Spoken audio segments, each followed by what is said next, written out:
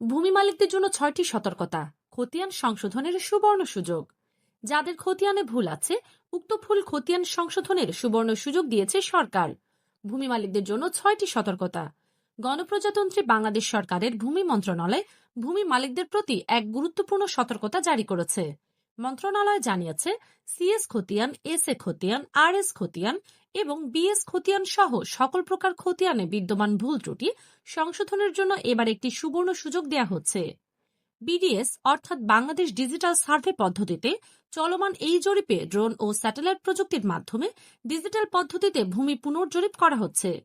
এর আগে সব খতিয়ান ম্যানুয়াল পদ্ধতিতে করা হয়েছিল। সিএস খতিয়ান ব্রিটিশ আমলে 1888 থেকে 1940 সম্পন্ন হয়েছিল, তবে এখনো অনেক ক্ষেত্রে ত্রুটি রয়ে গেছে।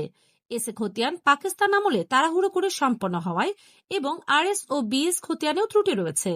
ভূমি মন্ত্রণালয় জানিয়েছে, নতুন এই ডিজিটাল জরিপে সকল ভুল সংশোধনের জন্য ভূমি মালিকদের সচেতন হতে হবে।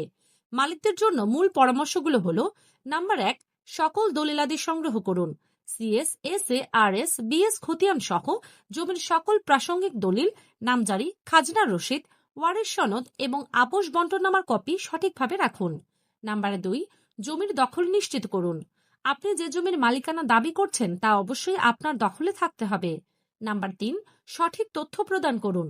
জরিপকারকরা আসলে তাদের সঠিক তথ্য দিন, যাতে ভুল তথ্যের কারণে সমস্যা না হয়। নাম্বার 4, সীমানা সঠিকভাবে দেখান। প্রতিবেশীর সঙ্গে আপনার জমির সীমানা সঠিকভাবে নির্ধারণ করুন। নাম্বার 5, ত্রুটি হলে আপত্তি জানান।